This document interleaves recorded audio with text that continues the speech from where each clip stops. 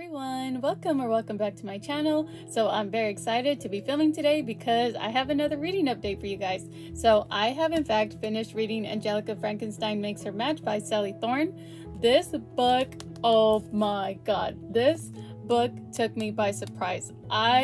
I give it a 5 out of 5 stars. Hands down, this was so enjoyable. I really love this book. I actually finished it during my graveyard shift at work, but I really do wish I would have caught my reactions on camera because I laughed out loud so many times during this read. It is just so enjoyable. I am so shocked. I'd never read a book by Sally Thorne before, but she has just blew me away. She just took me by surprise. I found this book at Dollar Tree and I'm so glad I did. I know she wrote actually previously, I believe it's called The Hating Game. I remember when it was floating around BookTube, it was very popular, but I was just kind of, I don't know if Sally Thorne is my thing. But this book, it inspired me to read her other works. I'm so excited. I do have that book. It's just I was kind of prolonging the reading, if you will, because I didn't know if she fits my vibe. But she has blown me away. Hands down, her writing took me back to when I first discovered historical romance books. She is just stunning. She's fabulous. I'm so excited. I think I will pick up her other book and read it. Maybe not right now because I'm just in love with this one. But she is on my reading list, so I definitely want to see her other books that she's written. Let me know or comment down below if you think any of her other books would kind of spark my interest, because I'm not so sure about The Hating Game. I remember when it was floating around, people were talking about it on BookTube. It didn't really catch my attention, but I don't know why people weren't talking about this one. But this was so good. I laughed so many times. Her work is just beautiful. It's flawless. It reminds me of when I used to read like Bobby Smith, Linda Leigh Miller, Julie Garwood, those type of authors.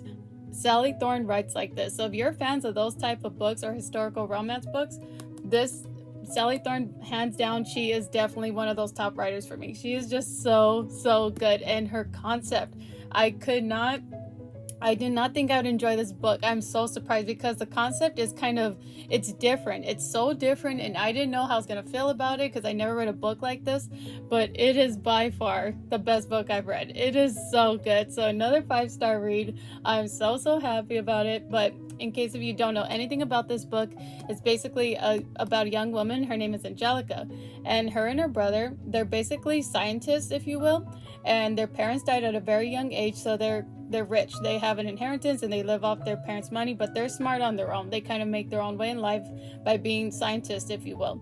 So they're called the Frankensteins, which is really interesting. But anyway, so Angelica, she has an issue with dating. She's kind of just not finding the man of her dreams because she's very smart. She's very witty. She speaks what's on her mind. She's just very upfront.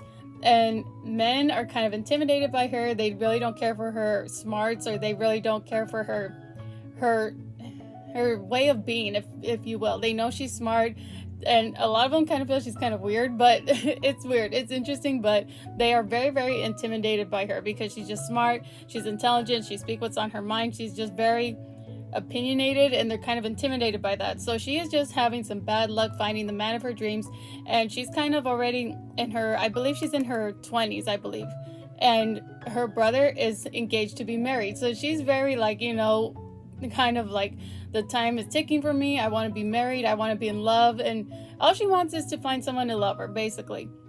And she feels like she's doomed. Like all she's going to do is be a nanny to her brother's kids, and which is fine, but she's like, I want to find someone for myself. So anyway, she gets it in her mind that she wants to create literally the man of her dreams. So her and her brother attend a morgue, and they look at different bodies of men, and she picks the most good looking one that she can find. And she picks this man because he looks like he's around her age, and he looks very distraught. Like he looks like as if he was not ready to die yet. So she's like, I'm gonna bring this man back to life, and I'm gonna make him my husband. So they take him back to their home, and they do experiments in their barn. So they do the whole Frankenstein experiment, if you will, and he wakes up.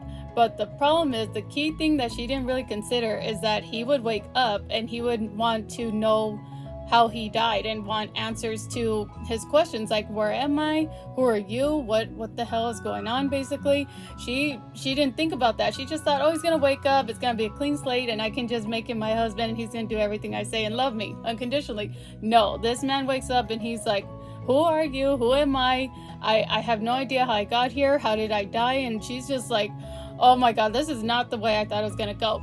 So anyway, lo and behold, she actually, throughout the story, she actually gets involved in helping this man that she woke up as her intended husband, to help him uncover his life and his past, because he has no memory or no recollection of what happened to him, or how he died. So basically, throughout the story, she's helping him find answers to how he died and his life and all this good stuff.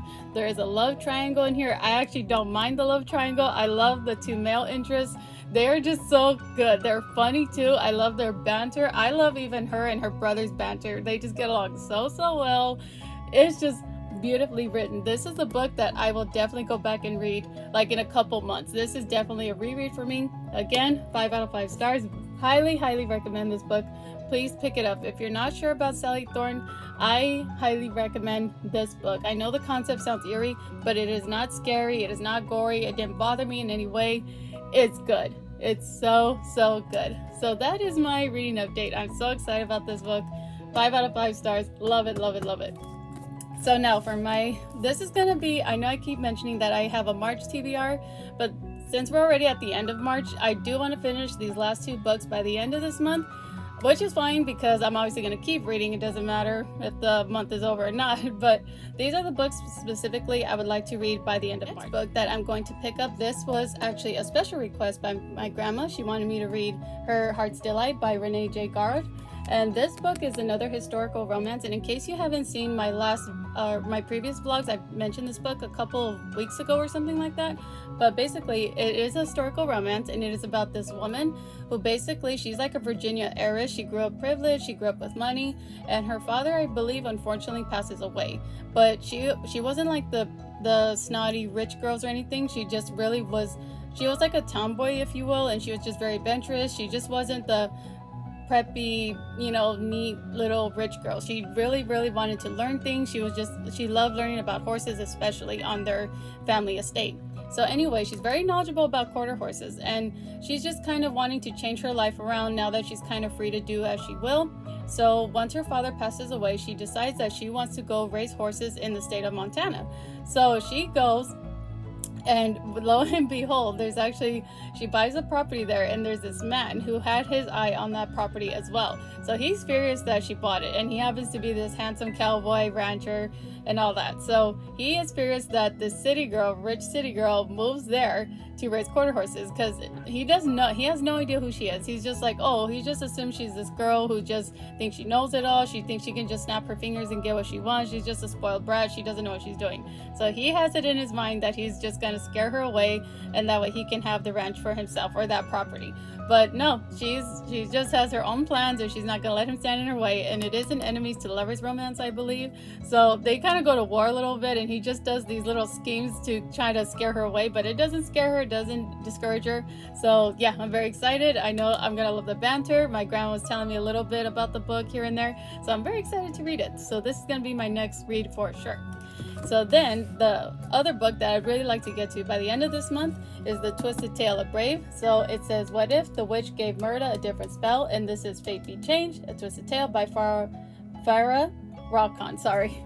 But yeah, this looks really cool. I'm very excited to get to this book. I hauled this book a while ago, but I'm hoping to get to this one because I'm just in the mood for like a twisted tale. I think because I read the one by Sally Thorne, I'm just in this type of mood. I don't know why, but I'm gonna read this one probably as soon as after I finish this one, obviously. So these are the 2 books that I do plan to get to by the end of this month. I know it's not a very ambitious TBR, but we are at the end, closely drawing to the end of this month. So I do want to at least finish these books off before I continue my reads for the next month.